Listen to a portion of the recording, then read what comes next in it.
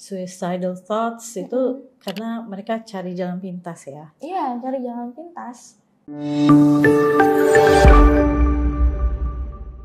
Ada nih yang suka ngomong ke saya yang bilang bahwa saya tuh kadang lelah loh sama pasanganku yang dikit-dikit bilang mau bunuh diri. Itu sebenarnya dia mau bunuh diri apa enggak sih? Gitu. Nah, itu juga menarik ya kan, menarik ya. Sebenarnya gini, orang kalau udah masuk ke jurang depresi lah, kita bilang depresi, frustrasi yang benar-benar dalam sampai dia akhirnya ini kondisi psikologi sekali gitu ya, sampai dia benar-benar memutuskan atau punya ide untuk mengakhiri hidupnya, itu pasti nggak akan bilang-bilang. Berarti kalau yang dikit-dikit share IG story ya, pengen bunuh diri itu bisa kita sebut sebagai ideation ya, muncul ide untuk bunuh diri, tapi belum tentu bahwa dia tuh memang bener-bener udah ada di dalam depresif yang tingkatnya itu maksudnya udah berat lah gitu. Kayak tadi saya bilang Mbak Zizi, kadang-kadang itu udah jadi kayak kita role model aja gitu, kita ngelihat orang stres terus dia bilang aku lebih baik bunuh diri, ya kan? Kita juga ikutan, itu tidak sadar sekali itu dilakukannya. Jadi ketika kita ke-trigger dengan suatu emosi yang mungkin mirip nih sama yang kita pernah lihat kontennya, kita melakukan hal yang sama.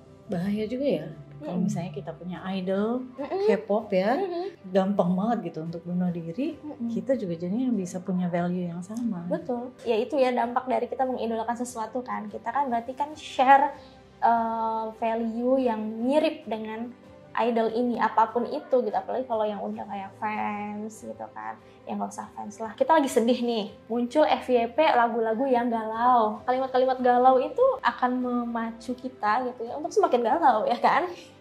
Ya kan, kayak menikmati penderitaan gitu.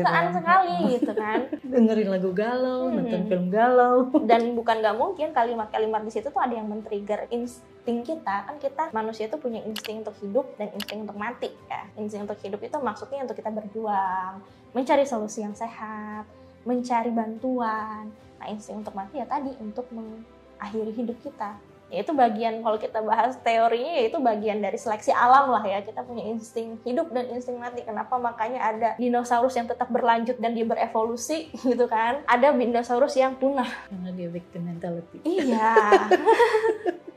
Akhirnya asteroid menghancurkan. Iya, udah pasrah aja, yang lain lari gitu kan. Orang, maksudnya dinosaurus yang lain lari, ini tidak menyamakan ya kondisi gangguan psikologis dengan dinosaurus, enggak. Tapi ini kita lagi membahas tentang bagaimana yang tadi Mbak Zizi bilang, victim instinct itu tadi ya, membuat sesuatu tuh yang sebenarnya ada jalannya, tapi kita memilih untuk ya udah deh, diam aja lah, ya udah, tidak berkembang gitu. Sebenarnya apa sih yang mesti dilakuin sama support system ketika tahu anggota keluarganya atau pasangannya atau temennya yang ada gejala-gejala pengen nyakitin diri sendiri atau pengen bunuh diri. Misalnya nih, kok di status WA-nya ada foto sayatan berdarah gitu. Bantuan seperti apa yang pas banget untuk dilakukan oleh support system? Jelas jangan panik gitu ya, jangan panik. Kita kan belum tahu nih apakah dia benar-benar kondisi depresinya sedalam itu sehingga dia sudah punya niatan nih untuk melakukan bunuh diri, atau memang itu ya tadi yang kayak saya bilang, atau itu satunya yang dia ngopi-ngopi. Jadi kalau punya ada masalah, jadi kesannya kayak mengancam ya, mengintimidasi orang-orang yang berbuat salah ke dia, ya bikin perasaan guilty lah ke orang-orang yang bermasalah itu, bahwa perbuatan kamu nih bikin aku sedih loh gitu kan. Instead of dia ngomong, jangan ngomong gitu ya, aku tuh sedih ketika kamu ngomong seperti itu, dia akan ngomong, aku bunuh diri aja. Jadi kita terbiasanya kayak jadi berbicara tuh bukan berbicara secara asertif, mengungkapkan isi hati kita sesungguhnya, tapi kita lebih mengintimidasi orang yang membuat kita merasa sedih atau membuat kita merasa marah, nggak sesuai sama apa yang kita harapkan gitu. Kita intimidasi aja, itu cari cara paling cepat kan. Jadi harus apa yang dilakukan nih kalau misalnya kita jangan panik pertama. Jangan dijudge juga, kamu tahu nggak itu dosa gitu ya kan. Kamu tahu nggak itu begini gitu ya. Kita kasih tahu hal-hal, kita langsung kasih solusi gitu ya. Ketika orang tuh pikirannya lagi kacau, solusi itu nggak akan masuk. Yang ada semakin membuat pikiran tuh keruh. Jadi bukannya membantu gitu ya, malah bikin dia semakin merasa orang nggak ada yang paham, orang nggak ada yang paham, orang nggak ada yang paham. Nah, kalau seandainya terjadi hal-hal yang seperti ini, nomor 1, jangan panik. Nomor 2, ditemani. Percuma tuh kalau kita kirim pesan semangat dan motivasi gitu ya, tapi cuma sekedar pesan. Ketika ketemu dia, kita kayak nggak, ada apa gitu. Kamu boleh kok cerita. Nah, orang dengan kondisi depresi itu yang dia butuhkan pertama kali adalah ditemani dan divalidasi gitu perasaannya. Memberikan dia tempat untuk cerita, aku tuh sedih, untuk ngomong sedih aja tuh untuk orang yang depresi itu susah gitu. Pasti dia cuma diam aja. Nggak kenapa-napa, nggak apa-apa. Ya gitu deh. Gitu ya. Tapi dia bisa sampai ke kalimat, aku sedih deh. Nah, itu tuh sudah suatu cahaya terang lah ya dari proses penyembuhan kalau kita bilang. Jadi kita memberikan dia tempat untuk cerita deh, kamu itu kenapa. Ya dengerin aja, nggak perlu dikasih solusi, nggak perlu dikasih masukan. Karena otaknya tadi masih keruh, belum waktunya untuk kita masuk dan kasih solusi. Biarkan dia ungkapkan dulu semuanya, baru setelah itu, oke, sekarang udah selesai. Sampai tuh nanti dia di-insight, terus aku harus gimana? Nah, ini adalah suatu insight yang bagus ya, dia insting untuk hidupnya muncul gitu kan. Kamu butuh bantuan seperti apa yang kamu mau. Kita juga harus tanyakan ya, jangan sok tahu juga. Bantuan apa yang perlu menurut kita baik belum tentu buat dia baik kan. Kalau misalnya dia rasa, aku kayaknya ngerasa butuh ketemu ustadz deh. Ayo ketemu ustadz, jangan langsung ngejat, enggak, masalah kamu tuh harus ketemu sama psikolog gitu ya. Ya kalau dia mau ketemu sama ustadz dulu ya nggak ada salahnya. Kayak setelah ketemu ustadz mungkin dia merasa lebih baik, bagus. Tapi kalau mungkin masih ada perilaku yang belum sesuai, masih ada perilaku yang dirasa bermasalah dan dia pun menyadari, kayaknya kemarin udah ketemu apa aku kurang atau apa, mungkin itu bisa kita lihat lagi, bisa dikasih saran baru nih, kayaknya mungkin perlu ke konselor atau mungkin ke psikolog, ke psikiater untuk membantu kamu. Ya kita coba semua possibility itu, jangan menjudge, oh psikiater yang terbaik, oh ke psikolog yang terbaik, oh ke konselor yang terbaik, oh ya udah ke ustadz aja yang terbaik. Kadang orang butuh semuanya, kadang butuh salah satunya aja. Ya karena semua orang beda-beda ya, dan kompleksitas masalah itu beda-beda. Ada orang yang depresi hanya karena masalah psikologis. Maksudnya dia punya beban kerja yang menumpuk, beban di rumah yang menumpuk, tuntutan sana-sini kanan-kiri gitu ya. Itu aja. Ada yang kompleks nih, oh udah punya stres yang seperti tadi, ternyata di dalam kepalanya, maksudnya secara medis, itu juga lagi ada terganggu. Misalnya ada ketidakseimbangan hormon.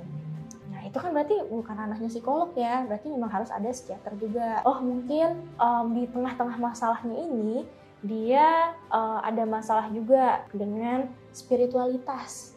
Ya mungkin bisa dibantu juga dengan adanya ustadz. Jadi itu masalah manusia itu kompleks dan nggak bisa diselesaikan semata-mata hanya dengan satu orang. Akan lebih baik penyembuhan itu jika dilakukan secara holistik. Nah saya selalu percaya tuh penyembuhan tuh harus namanya holistik. Fisik, psikis, dan spiritual. Fisik artinya, oh dia makan nggak ya?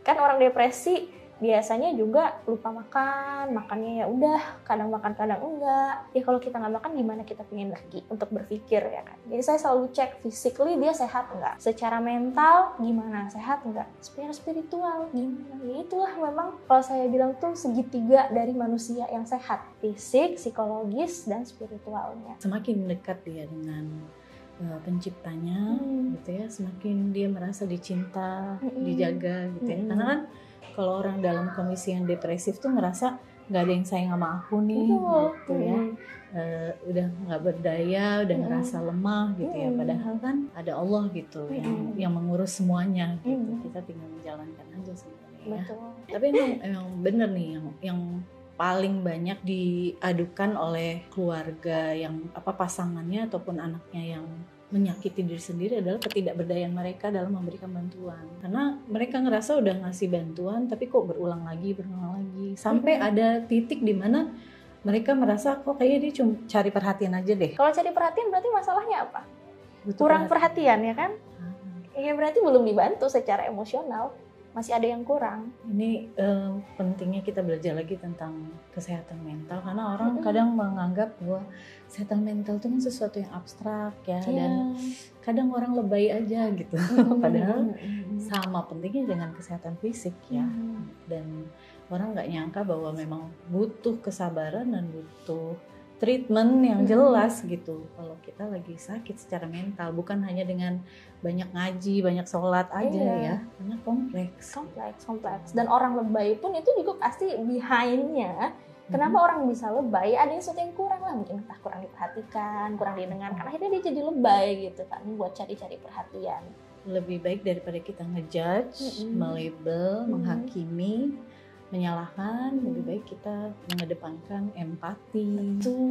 Betul, itu yang memang kita harus tingkatkan sekali ya di makin kesini tuh kayaknya empati itu memang itu deh yang harus semua orang tuh saya rasa punya untuk memfilter, yang kembali lagi pembahasan kita di awal ya, memfilter oh ada orang nonton nih, kan kita nggak mungkin ya filter semua server, nggak ada yang boleh masuk gitu ya. Tapi dengan kita memupuk empati yang besar, orang-orang tuh saling peduli sama orang lainnya gitu kan ya, hal-hal yang seperti itu kan bisa dicegah. Jadi kita fokusnya ke preventifnya gitu kan. Mungkin Mbak Mutiara sebagai seorang psikolog ada saran-saran maupun nasihat maupun quote buat teman-teman di luar sana. Quotesnya ya tadi tuh yang kayak Mbak Cici udah bilang, jangan cepat ngejudge masalah orang. Karena setiap masalah itu kompleks. Jadi akan lebih baik kita ada di sekitarnya, kasih dia dukungan mental yang cukup. Ada di sekitarnya, menerima dia apa adanya. Nggak perlu kasih solusi, nggak apa-apa. Cukup ada di sekitar dia aja dan tidak ninggalin. Super sekali. Makasih banyak ya Mbak Mutiara. Sama-sama Mbak Zizi. Seru banget obrolan kita hari ini. Semoga semua yang kita bahas ini bermanfaat buat teman-teman di luar sana ya. Sangat bermanfaat buat saya jadi banyak belajar. Makasih. Sama-sama. Bye guys.